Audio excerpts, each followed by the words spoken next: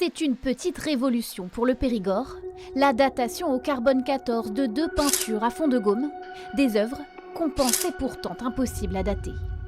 Traditionnellement, on a considéré que les peintures noires de fond de gaume étaient réalisées toutes en oxyde de manganèse, c'est-à-dire dans un minéral qui ne se date pas directement.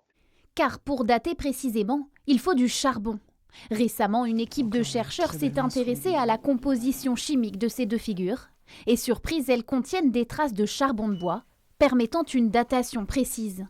La représentation du bison que nous avons daté, c'est plutôt autour de 13 100, 13 500 âges carbone 14 calibré, hein, et le masque qu'on a daté, qui se trouve dans une galerie vraiment au fond de la grotte, une partie non visitée de la grotte de Fond-de-Gaume. Là, nous avons eu des âges autour de 15 jusqu'à 16 000. C'est la toute première datation de peinture rupestre en Périgord, mais elle interroge les préhistoriens. Le bison, de par son style, semblait plus ancien.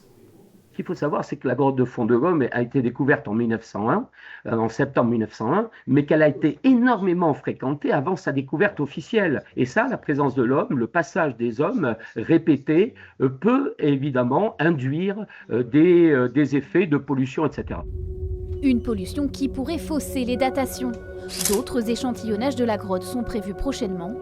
Un siècle après sa découverte, la grotte de Fond-de-Gaume n'a pas encore livré tous ses secrets.